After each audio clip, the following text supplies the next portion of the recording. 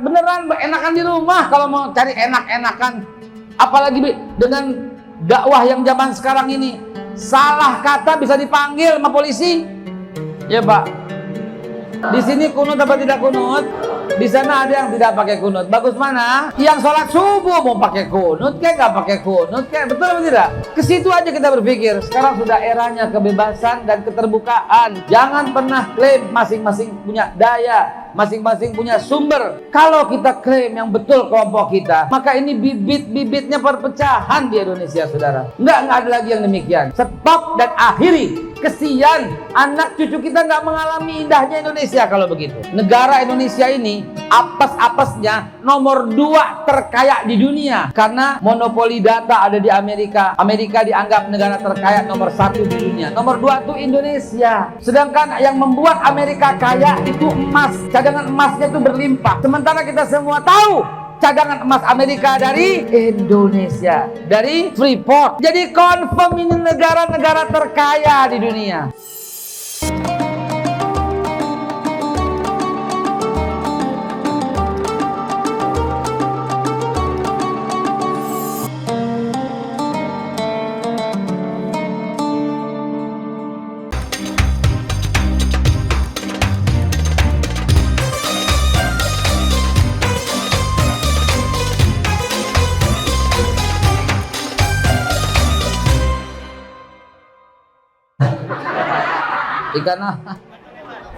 Ikan kembung mata lebar tadi. Saya nggak doyan ikan, tapi tadi saya coba ternyata enak juga. Apa karena yang kasih itu ikhlas ya? Kalau ikhlas dibungkus, Pak. Terima kasih yang sebesar-besarnya. Tadi juga saya ingin mendengar sambutan dari Bapak Kapolres, Kapolsek ataupun yang mewakili. Namun tadi udah banyak ngobrol sama beliau. Mari kita harus wajib membantu dan meringankan tugas beliau yang luar biasa beratnya di bumi Indonesia ini. Juga kepada Pak Dan Ramil lagi ke Jogja ya kedengarannya. Ya? Oh, lagi ke Besisang. Dandim. Dan yang mewakili ada Babinsa juga Bapak yang punya wilayah ini, Bapak Kepala Desa Kebon Kelapa. Kenapa disebut kebun kelapa, Pak? Dulu banyak kelapa, sekarang banyak jambu. Diganti kebun jambu mestinya. Saya dengar jambu putih ini udah diekspor ke mancanegara, betul ya? Masya Allah, alhamdulillah. Jakarta ada juga. Ya, terima kasih. Tolong dibagikan itu. Biar di fotonya cantik karena kita belum bebas 100%.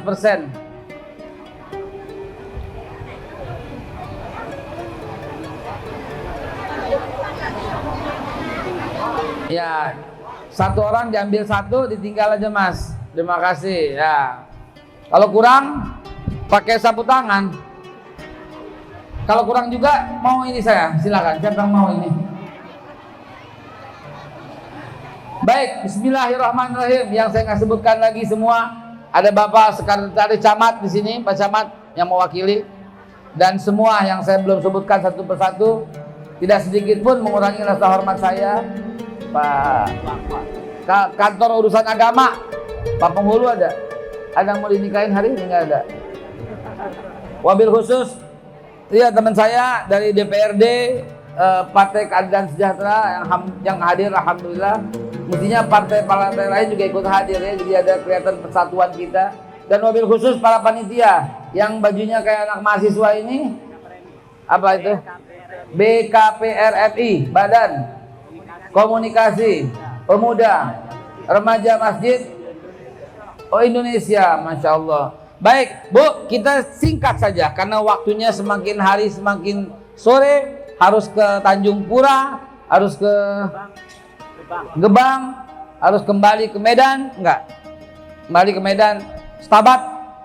Bismillahirrahmanirrahim. Mari kita mulai. Niat ikhlas dulu ya Bu. Ya Pak. Kalau ikhlas, saya bicara 10 menit bertahan selama 1 tahun di hati. Karena bahasa hati hanya sampai kepada hati. Kalau saya tidak ikhlas, kalau saya mengharapkan sesuatu, kalau saya menginginkan sesuatu, kalau saya mengangankan, memimpikan, mengharapkan sesuatu, nggak sampai ke dalam hati.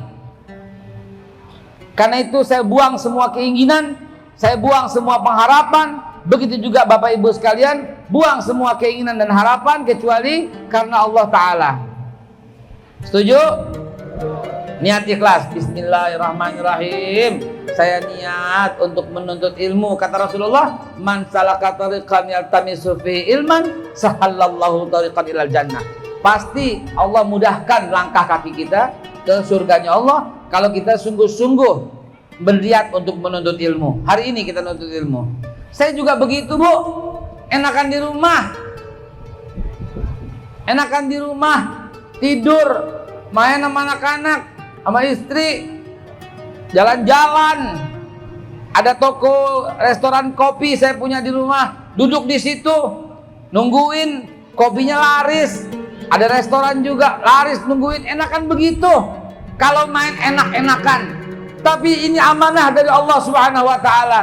Tiba-tiba ada undangan berangkat. Tiba-tiba ada undangan berangkat. Tiba-tiba ada undangan berangkat. Beneran enakan di rumah kalau mau cari enak-enakan. Apalagi dengan dakwah yang zaman sekarang ini. Salah kata bisa dipanggil sama polisi. Ya Pak. Loh memang harus begitu. Justru harus hati-hati. Justru tugasnya beliau untuk menjaga ketertiban. Jangan sampai setiap ada orang yang berceramah, bukan ketertiban, bukan kedamaian, justru menciptakan kerusuhan, justru menciptakan teror, justru menciptakan suasana yang makin jauh daripada persatuan. Bagus, itu tugasnya dan saya pun harus berhati-hati dalam berkata-kata. Kadang-kadang kalau dipegang mic begini, waduh. Apalagi ada provokator tadi itu, mana dia tuh orang-orang provokator itu.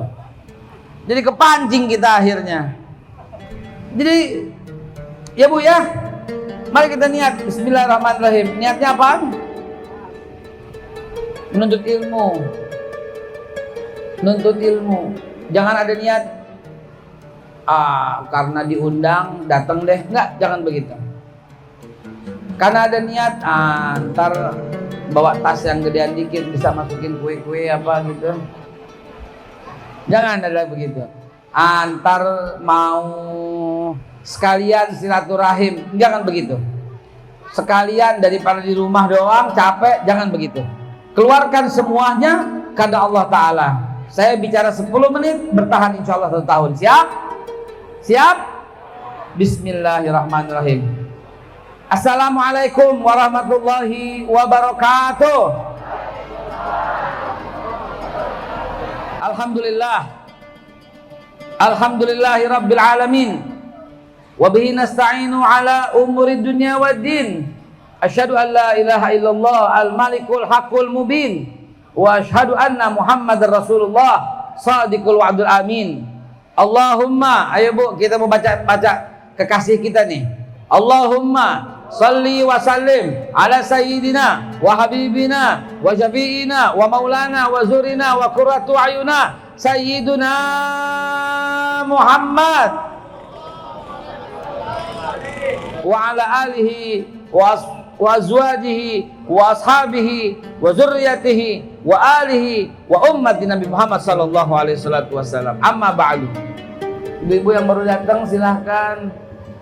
Ibu boleh di atas juga. Karena terlambat datangnya boleh di atas. Singkat saja. Terima kasih yang sebesar-besarnya atas kesempatan ini, atas kemuliaan ini, atas penghormatan ini. Wabil khusus kepada pengurus Masjid Nurul Hikmah, Desa Kebun Kelapa,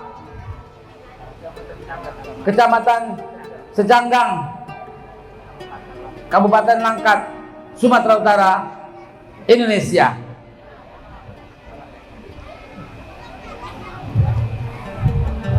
Kepada MC panitia yang tadi dengan indah menunturkan pantun-pantun. Saya orang Jakarta, kalau dibalas pantun rasanya gatal kalau nggak balas. Balasannya begini: asap dapur pintu terbuka, Cakep gitu dong. Ulangi ya. Asap dapur, pintu terbuka. Tercium sedap si ikan peda. Nggak disangka, tidak diduga. Di kebun kelapa kita berjumpa. Masya Allah, Masya Allah. Masuk hutan berburu kera. Jangan ditembak burung kasuari. Kalau kehadiran saya diterima,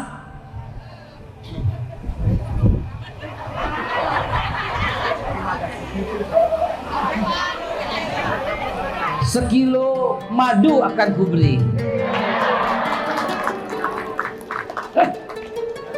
Lagi cari-cari materi. Ibu-ibu yang baru hadir, silakan kalau mau di atas. Karena terlambat ada penghormatan. Baik, bismillahirrahmanirrahim. Saya mau cerita dulu ya Pak ya Bu ya. Saya keliling seluruh Indonesia atas izin Allah Subhanahu wa taala. Saya mau sampaikan sesuatu kabar. Bukan kabar minyak goreng. Bukan. Di sini berapa minyak goreng?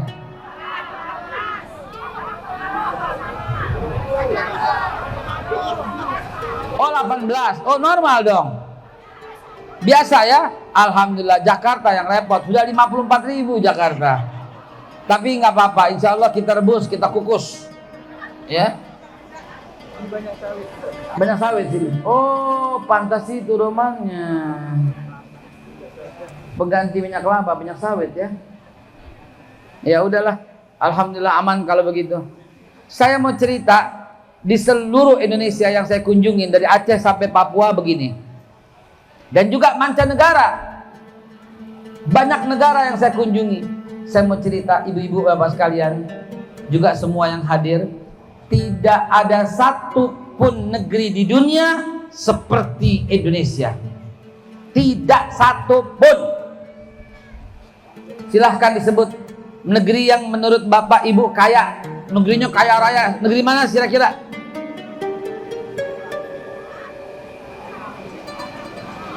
Nah, di Arab, Saudi Arabia kaya. Siapa yang mungkin ibu lihat Mekah dan Madinah kali ini Pak? Dia belum lihat perjalanan dari Mekah ke Madinah. Dia belum lihat kota-kota lain. Gersang Bu. Miskin. Yang kaya itu kota Mekah dan kota Madinah. Silahkan ibu berangkat 1 kilometer aja keluar kota Mekah atau 1 kilometer keluar kota Madinah, ibu bakal temukan daerah gersang dan banyak tukang minta-minta di sana. Kalau cuman berkunjung ke Mekah Madinah ya mewah begitu. Kalau keluar kotanya, ibu yang sudah pernah umroh, lihat nggak perjalanan dari Mekah Madinah banyaknya apa? Batu, gurun. Terus di sana boleh nggak kita bikin begini? Boleh tidak? Nggak boleh. Ditangkap sama pemerintahnya. Nggak boleh bikin begini, kumpul begitu nggak boleh. Hanya boleh di masjid, di Masjidil Haram, di lapangan begini nggak boleh. Lihat, lebih baik insya Allah dari negara yang lain. Mana lagi coba contoh? Silahkan, ayo kita ngobrol-ngobrol saja. Brunei dikira kaya.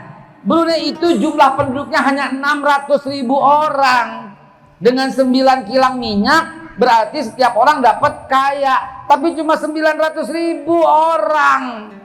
Kita punya kilang minyak berapa? Kita punya berapa? 97 miliar barel. Itu cadangan minyak yang gak bakal habis sampai kapanpun. 97 miliar barel. Satu hari dipakai baru berapa barel oil per day-nya? Cuman berapa? Gak bakal habis gitu loh. Dan kita jumlah penduduknya 270 juta jiwa. Brunei cuma 600.000, kalah sama Medan. Jauh. Jangan-jangan sama warga kebun kelapa kalah. Ini saya membuka pikiran dan wawasan Bapak Ibu sekalian. Betapa Indonesia itu Allah berikan itu luar biasa. Tidak ada negeri di seluruh dunia seperti Indonesia. Silahkan Ibu Bapak sebut lagi negara mana. Saya bakal ceritakan. Kuwait sama Pak.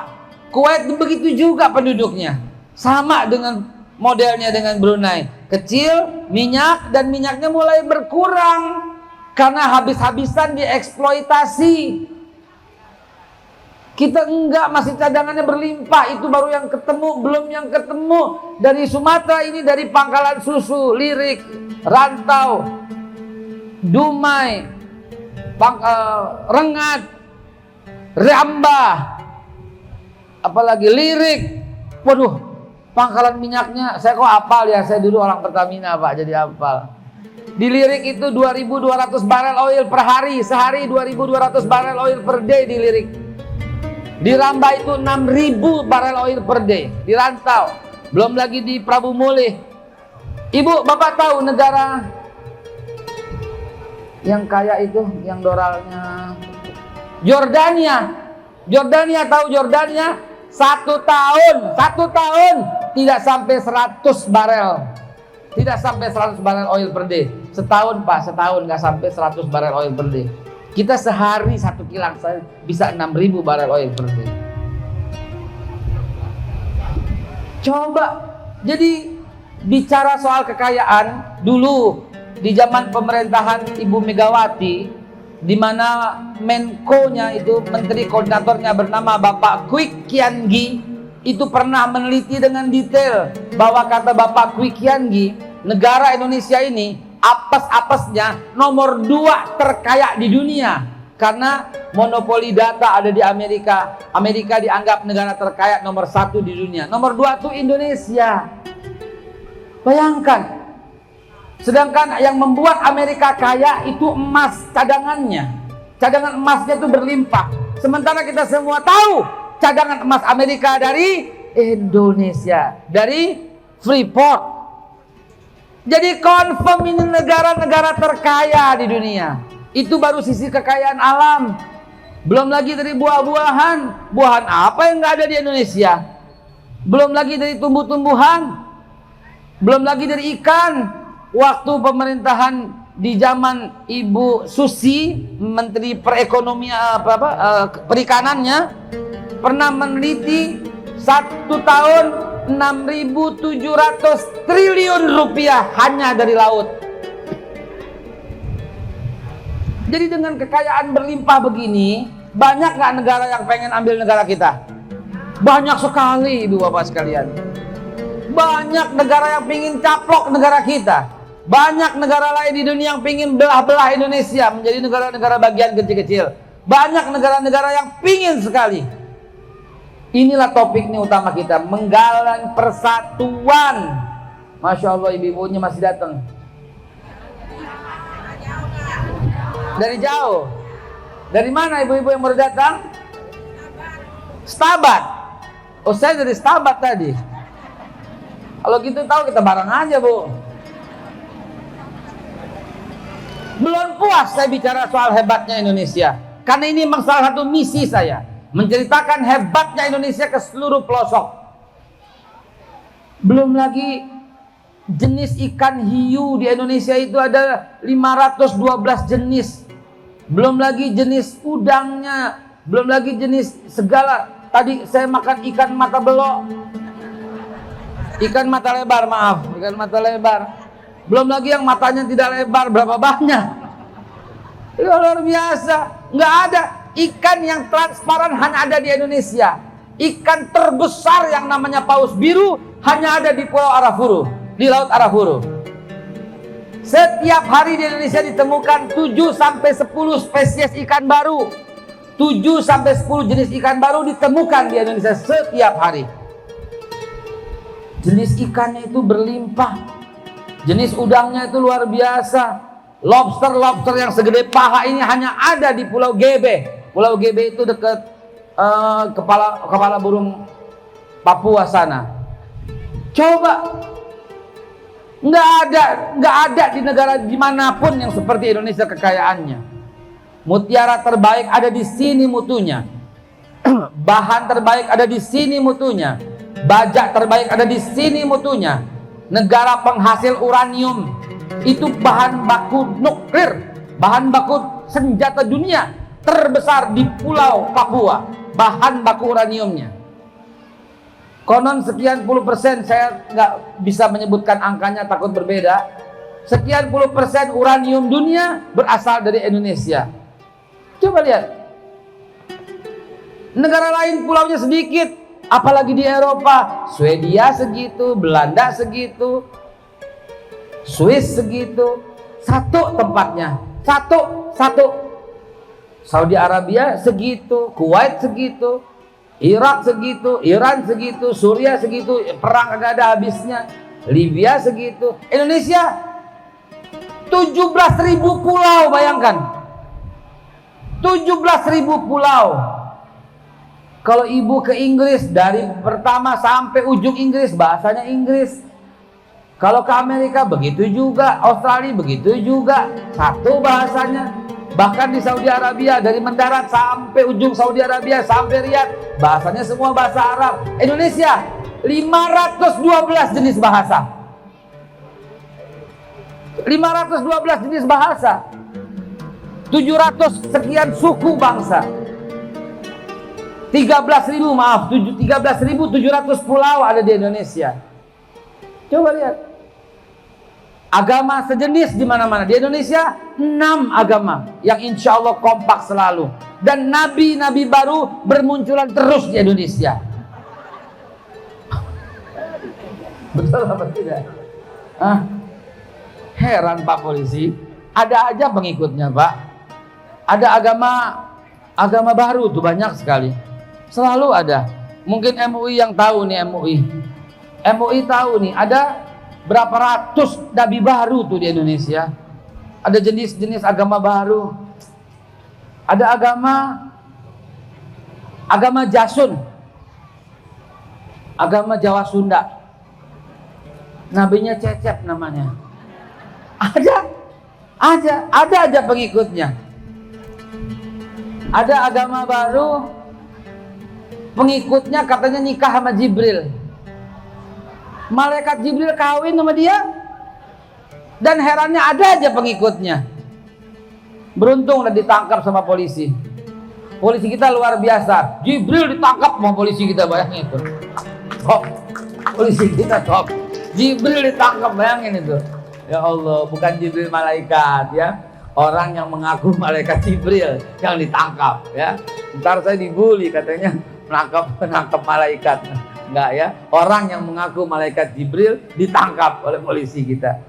Ya Allah ya Rabbi, hadirin yang dimuliakan Allah Subhanahu wa taala, kalau sudah tahu seperti itu, lalu apa yang mesti kita lakukan? Nomor satu, bersyukur. Bersyukur, mesti jaga Indonesia ini. Nomor satu, jaga persatuan. Jangan cuma karena perbedaan sedikit aja langsung mengklaim kelompok saya paling baik. Enggak boleh. Wala tuzakku anfusakum wallahu a'lamu biman ittaqa. Enggak boleh merasa paling benar sendiri. Lantas menuduh saudaranya, ini bid'ah, ini kafir, ini zolim, ini togut, Apa coba? Menciptakan justru bukannya kedamaian, tapi justru saling curiga antar sesama anak bangsa. Sudahlah, kita harus akhiri. Harus selesaikan urusan ini, jangan sampai berlanjut kepada anak cucu. Karena keadaan semakin rawan, keadaan semakin mengkhawatirkan. Di sini terawih berapa?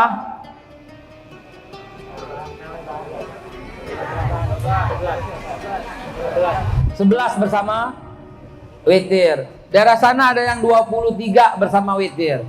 Bagus mana? Sama, yang nggak bagus yang nggak terawih. Betul tidak? Di sini kunut apa tidak kunut? Di sana ada yang tidak pakai kunut. Bagus mana? Yang sholat subuh mau pakai kunut kayak nggak pakai kunut kayak, betul apa tidak? Ke situ aja kita berpikir. Sekarang sudah eranya kebebasan dan keterbukaan. Jangan pernah klaim masing-masing punya daya, masing-masing punya sumber. Kalau kita klaim yang betul kelompok kita, maka ini bibit-bibitnya perpecahan di Indonesia, saudara. Nggak ada lagi yang demikian. Stop dan akhiri. Kesian, anak cucu kita nggak mengalami indahnya Indonesia kalau begitu. Dan perbedaan itu memang ada dari zaman Rasulullah SAW sendiri. Dari zaman Rasulullah, saya catat dari zaman Rasulullah. Rasulullahnya masih ada. Rasulullahnya masih ada. Masih di tengah-tengah Rasul. Ketika Rasulullah sampaikan, jadikanlah witirmu sebagai akhir daripada sholat.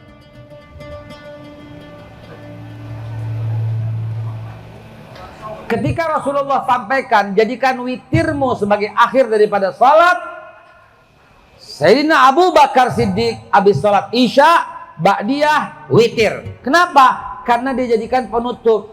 Nanti kalau ternyata bangun tahajud, diulang witirnya. Sementara Sayyidina Umar bin Khattab mendengar hadis itu, beliau salat Isya, ba'diyah, tidak witir, pulang ke rumah. Nanti habis tahajud, baru ditutup dengan witir. Bayangkan, Rasulullah masih ada. Sudah ada perbedaan yang demikian. Rasulullah suruh perbanyak salat sunnah. Bilal bin Rabah langsung memperbanyak salat sunnahnya. Habis wudhu, salat batal. Habis wudhu, salat batal. Habis wudhu, salat. Setiap habis wudhu, Bilal bersyukur, namanya salat syukril wudhu. Yang lain tidak, dan Nabi tidak perintahkan. Adakah yang lain berani mengatakan bid'ah? Kenapa orang sekarang maulid bid'ah, Isra Mi'raj bid'ah, kunut bid'ah? Kenapa itu? Ini yang disebut racun dalam persatuan. Kalau bid'ah itu, contoh bid'ah itu, karena seger baru bangun, sholat subuh kita bikin 7 rakaat. Itu bid'ah. Karena udah tidak disuruh, nggak dikerjakan dan bertentangan. Catat ibu-ibu sekalian, kita insya Allah ketemu mungkin 1 tahun lagi, tapi catat bertentangan. Selama tidak bertentangan dengan Rasulullah, boleh dikerjakan. Selama tidak bertentangan dengan Al-Quran, boleh dilakukan. Kalaupun kaidah usul fikihnya tidak boleh dilakukan kecuali yang diperintah, ini namanya bukan itu, berbeda. Maksudnya gimana Ustaz? Maksudnya begini, Rasulullah suruh beri peringatan. Baik peringatan one on one, satu persatu. Ada yang judi, beri peringatan. Bil hikmah wal mau'izatil hasanah. Itu contoh yang satu persatu. Saya dengar ada semarak ini sekarang judi, terutama judi online nih. Apa namanya? Skater.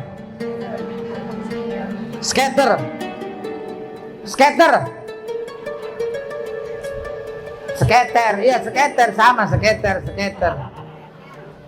Domino. Coba lihat handphonenya siapa itu yang punya. Bu, ayolah berpartisipasi. Hentikan itu semua. Saya lagi cerita peringatan, nanti kita bicara itu. Baik peringatan yang langsung maupun peringatan yang seperti ini. Ini mesti sering-sering dibikin.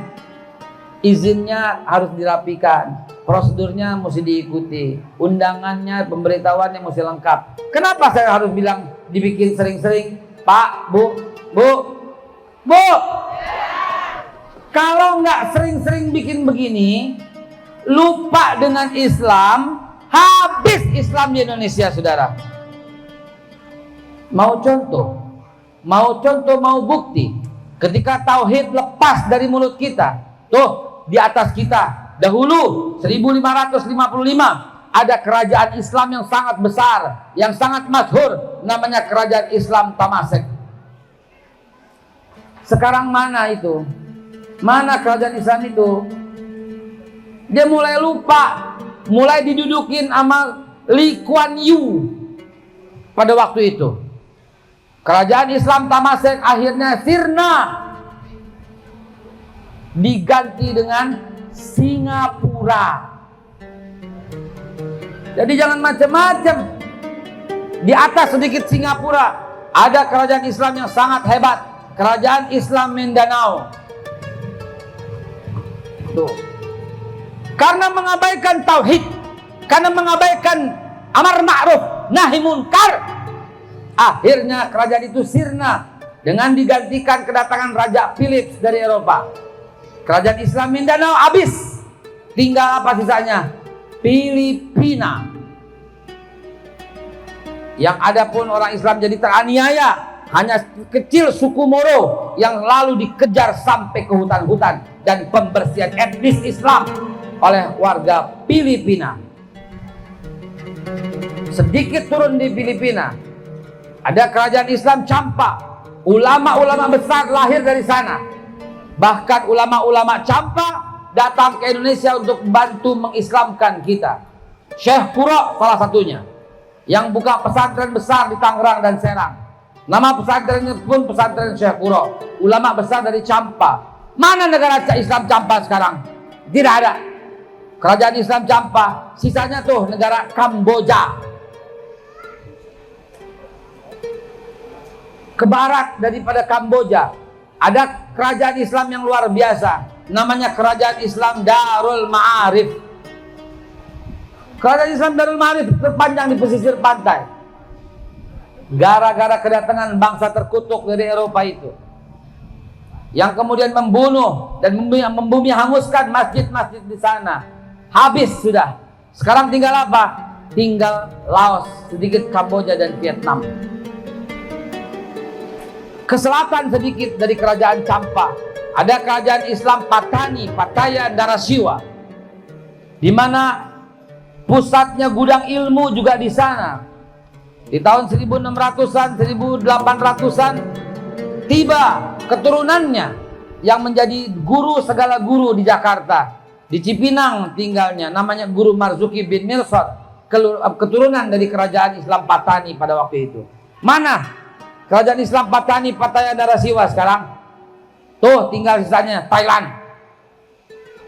Tinggal banci-banci kaleng yang terkenal di Thailand itu. Jangan macam-macam saudara. Kalau kita mulai lengah, sedikit ke timur ada kerajaan Islam yang merupakan penduduk asli, namanya kerajaan Islam Rohingya dan Rohaya, di mana cicit Rasulullah yang berdakwah ke sana. Abu Kasbah itu sampai ke Filipina dan ke Rohingya. Sekarang mana? Menjadi suku yang dikejar dan dibunuh. Dan sisanya habis. Tinggal sisa mana? Myanmar. Myanmar ya, Rohingya ya. Coba lihat saudara sekalian. Jadi peringatan-peringatan yang seperti ini harus tetap dibuat. Maulid Nabi di sini dibikin nggak? Alhamdulillah. Maulid Nabi, Isra Mi'raj bikin. Kalau ada orang bilang bid'ah, biarin. Katakan juga, tanya, apakah yang tidak ada pada zaman Nabi pasti bid'ah? Kalau dijawab iya, sampaikan, bukankah wajahmu tidak ada pada zaman Nabi? Maka wajahmu bid'ah. Habis kesel, dikit-dikit bid'ah. Ini kalau zaman Rasulullah tidak ada wanita yang berkerudung warna-warni begini. Semua hitam warnanya. Apakah semuanya bid'ah? Tidak dong. Oranye, kuning, merah, ungu, apalagi. Ini warna-warni. Innallaha jamilun yuhibbul jamal. Allah itu indah dan sukakan keindahan. Wah, itu ada banyak air ma'ayan apa itu? Khususon itu ya. Jilbabnya paling bagus itu romanya. Mutiara barangkali. Bagus, pakai yang bagus untuk ke masjid. Lihat, saudara sekalian, yang saya cerita dari awal, saya simpulkan, Indonesia ini kaya raya.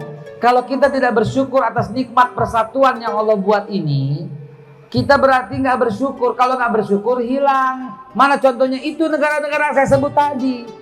Mereka nggak bersyukur. Mereka mulai mengabaikan hidayah yang Allah kasih. Maka mesti dijaga terus hidayah ini. Dengan apa ya? Seperti ini contohnya. Bikin peringatan maulid, peringatan Isra Mi'raj. Tiap bulan kalau perlu. Peringatan maulid, peringatan Isra Mi'raj, peringatan Nuzulul Quran, peringatan Tahun Baru Islam, peringatan Tawakufan, peringatan mau bulan Ramadan. Bikin lagi peringatan Perang Badar, peringatan Perang Uhud, peringatan pernikahan Nabi dengan Khadijah, peringatan hijrahnya Nabi dari Mekah ke Madinah, peringatan dakwah. Terus bikin peringatan-peringatan untuk memahami sejarah Karena ada dua cara untuk menghancurkan bangsa. Saya nggak lama-lama nih ceramah. Ntar kita buka dengan tanya jawab yang lama. Ada dua cara yang paling cepat menghancurkan satu bangsa. Pertama, berikan dia kebebasan. Berikan dia kebebasan. Liberalisme, sekularisme, komunisme, marxisme. Apa nama judinya tadi? Judinya apa nama judinya? Skaterisme, dominoisme. Serius ini. Hancur negara kita Bapak Ibu sekalian kalau demikian. Uang kalian itu kesedot habis sama penjudi. Dibawa lari ke luar negeri. Negara mereka menjadi hebat. Kita menjadi miskin. Baru beli mobil 3 bulan digade. Hati-hati saudaraku sekalian. Itu loh kebebasan-kebebasan seperti itu. Bebas semua. Orang nggak boleh dilarang begini. Ini yang membuat negara hancur cepat sekali. Yang kedua, yang sudah mulai terjadi, putuskan mata rantai dengan sejarah.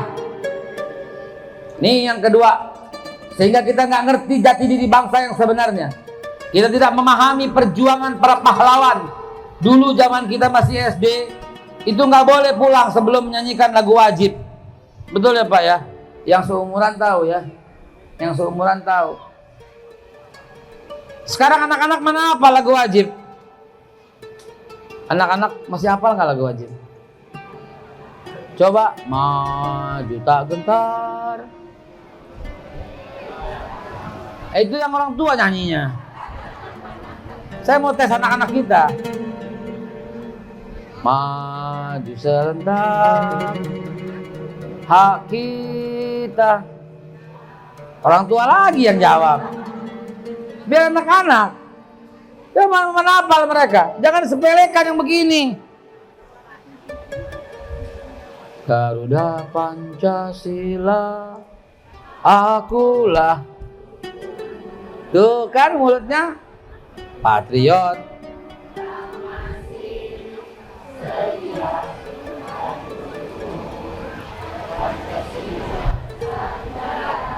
Nenek-nenek lagi yang nyanyi. Nenek-nenek mulu yang nyanyi ya. Jangan sepelekan hari ini Bapak Ibu. Jangan sepelekan. Justru yang mengeratkan itu. Justru yang mempererat itu semua. Kalau agama yang mempererat, kita ada 6 negara, 6 agama di Indonesia. Kalau suku yang mempererat, ada 714 suku di Indonesia.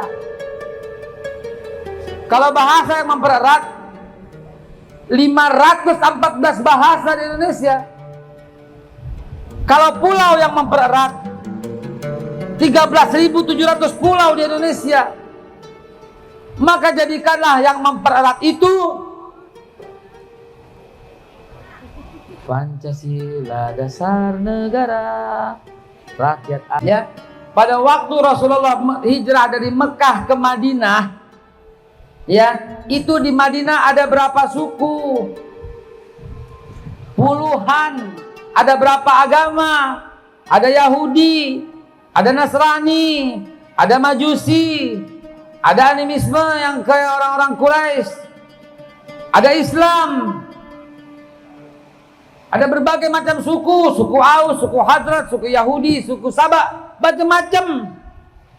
Nabi satukan dengan piagam Madinah, dan piagam Madinah itu telah diterjemahkan oleh para pendahulu kita, oleh para pahlawan kita menjadi Pancasila dan Undang-Undang Dasar 45.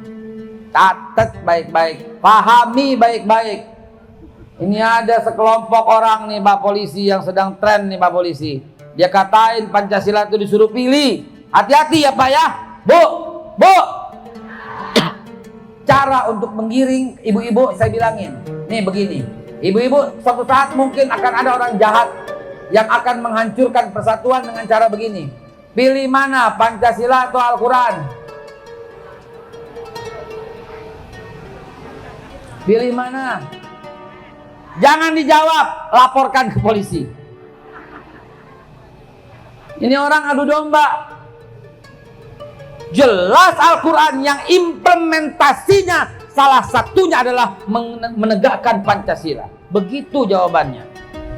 Karena sila pertama adalah tauhid ketuhanan yang Maha Esa.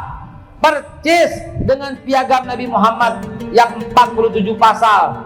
Kemudian diterjemahkan oleh bangsa kita. Pada waktu sidang BPUPKI, bukan Partai Komunis.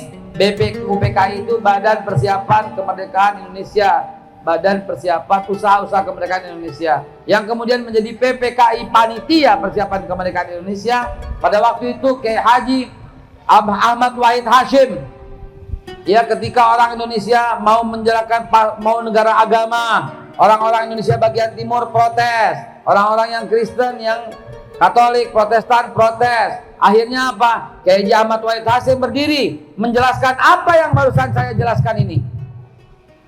Beliau berdiri sambil berkata, Nabi Muhammad SAW pada waktu bangun dari Mekah ke Madinah, di Madinah pun begini kurang lebih. Akhirnya Rasulullah buat 47 pasal. Pasal 1 persatuan untuk semua umat. Sebelumnya ada bismillah yang berarti tauhid. Pasal 2 Rasulullah satukan itu antara suku-suku. Pasal 1 maaf, kemanusiaan. Ya, di mana semua orang harus sama kedudukannya di bawah Allah Subhanahu wa taala. Seraya Rasulullah menyampaikan satu ayat dalam Al-Qur'an. Ayuhan nas, inna khalaqnakum min dzakari wa unsa wa ja'alnakum syu'uban wa qabaila lita'arafu inna akramakum 'indallahi atqakum. Wahai manusia, kata Allah, aku, kata Allah, yang menjadikan kalian bersuku-suku, aku yang menjadikan kalian dari jenis laki-laki dan perempuan. Dan aku jadikan kalian bersuku-suku dan berbangsa-bangsa. Catat, Allah yang jadikan itu semua. Tidak ada orang yang pengen lahirnya di mana miringga, nggak bisa. Allah yang jadikan suku-suku itu. Lita'arafu, buat saling kenal. Bangsa kita bangsa yang sadar sekali dengan ayat itu. Karenanya pada tanggal 28 bulan Oktober disatukan dengan bersumpah. Ada Yong Java, Yong Sumatera, Yong Medan, Yong Ambon, Yong Maluku, Yong Celebes, Yong Borneo, Yong Arab pada waktu itu. Dan semua kumpul akhirnya di Jalan Keramat Raya dan bersumpah mewakili setiap suku. Kami, bangsa Indonesia, mengaku bertanah air satu, tanah air Indonesia. Kami, bangsa Indonesia, mengaku berbangsa yang satu, bangsa Indonesia. Kami menjunjung tinggi bahasa persatuan, yaitu bahasa Indonesia. Lihatlah, mereka telah menyatakan diri bersatu padu. Tidak ada lagi panggilan-panggilan lain. Kenapa sekarang panggil cebong kampret? Orang yang memanggil itu adalah pengkhianat bangsa. Kenapa manggil kadrun kodrun? Orang yang bilang begitu pengkhianat bangsa, dialah musuh persatuan. Betul? Lawan mereka semua. Karena mereka benalu dalam persatuan. Tidak ada lagi unsur yang demikian. Kita semua bersaudara. Betul? Hati-hati. Kurang ajar ini orang-orang yang selalu menjadi buzzer-buzzer di sosial media. Emang ada buzzer dalam Al-Quran, Ustaz? Tanya gitu dong. Ada. Anak-anakku udah hafal ayat buzzer. Ayo, sama Ustadz kita ngaji ayat yang mengancam para buzzer. A'udzubillahi minasyaitonirrajim. Bismillahirrahmanirrahim.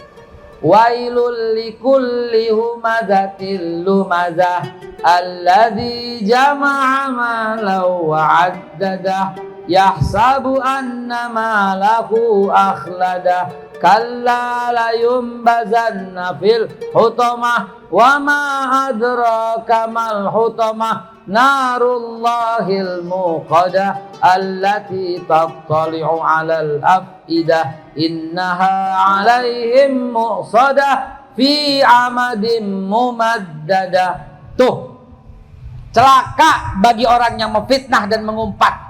Nah lo, habis memfitnah dia ngumpet. Buzzer bukan. Musuh negara, buzzer. Selama ada buzzer, tidak akan tercipta persatuan dan kesatuan, saudara. Habis fitnah dia ngumpet, pakai nama yang lain, pakai nama aneh-aneh, bikin akun-akun palsu, bikin akun-akun robot, memecah belah persatuan, menebar teror permusuhan di Twitter, di Instagram, di Facebook. Nggak jelas namanya, nggak jelas misinya, selalu ngata-ngatain cebong kampret, cebong kampret, cebong kampret, selalu ngata-ngatain kadrun, kodrun, kadrun, kodrun, kadrun, kodrun, selalu ngata-ngatain etnis Cina, Arab, Cina, Arab. Ini orang pemecah belah bangsa, musuh negara nomor 1. Kemudian apa setelah dia menghina dan mengumpat? Dapat duit. Wailul likulli humazatil lumazah allazi jama'a malahu wa'addadah yahsabu anna malahu akhladah. Habis memfitnah, habis mengumpat, dia kumpulin duitnya, dihitung-hitung. Buzzer bukan itu? Buzzer bayaran yang rela menjadikan dirinya tumbal dalam kehancuran bangsa Indonesia. Celaka luar biasa orang-orang seperti ini. Inilah dua musuh yang akan menghancurkan Indonesia. Handphone jangan disalahin, TikTok jangan disalahin. Banyak ustadz-ustadz yang ceramah di TikTok yang perlu Bapak Ibu dengarkan. Banyak ceramah-ceramah yang baik di Facebook. Mau soal apa? Mau soal hati, ada Agim. Mau soal Asmaul Husna, ada Ustadz Bakhtiar Nasir. Mau soal fikih, ada Ustadz Abdul Somad. Banyak, dengarkan mereka-mereka, ulama-ulama yang alim, yang pandai, yang cerdas. Para habaib luar biasa banyaknya di sosial media. Para ulama, para kiai, dengarkan semua. Mau NU, saudara kita. Mau Muhammadiyah, saudara kita. Mau Persis, saudara kita. Mau Matlul Anwar, saudara kita. Semua jangan pernah lagi dikotak-kotakan. Kalau ada orang yang mengotak-kotakan, ini adalah musuh bangsa, musuh negara, saudara. Rupanya ibu-ibu sudah mulai pindah ini. Matahari sudah bergeser dan saya tidak bisa lagi melanjutkan karena harus melanjutkan perjalanan, mengemban misi, mengemban visi supaya Indonesia tetap bersatu. Tidak boleh ada yang rubah-rubah bangsa kita. Setuju? Inilah jati diri bangsa yang sebenarnya. Inilah jati diri bangsa yang tidak boleh lagi dirubah-rubah. Untuk itu saya hadiahkan ini. Saya bawa buku Perjuangan Menegakkan Tauhid. Tauhid itu adalah Qul huwallahu ahad. Tauhid itu adalah la ilaha illallah. Tauhid itu adalah ketuhanan yang maha. Itu semua tauhid. Di zaman Nabi Ibrahim diperjuangkan kalimat la ilaha illallah. Sampai Nabi Isa alaihissalam tetap berpegang la ilaha illallah. Sampai Nabi Muhammad lebih luas lagi. Selain berjuang la ilaha illallah, ada lagi Qul huwallahu ahad. Allahu samad, lam yalid walam yulad, walam yakul lahu kufuwan ahad. Sampai 2022 tambah lagi la ilaha illallah, itu tauhid. Qul huwallahu ahad, itu tauhid. Ketuhanan yang maha esa, itu tauhid. Maka itu saya buat buku Perjuangan Menegakkan Tauhid sejak era Nabi Ibrahim sampai tolak rancangan undang-undang HIP. Ini satu kata semua. Satu visi, satu misi, saudara. Bahwa Pancasila tidak boleh dirubah-rubah. Setuju?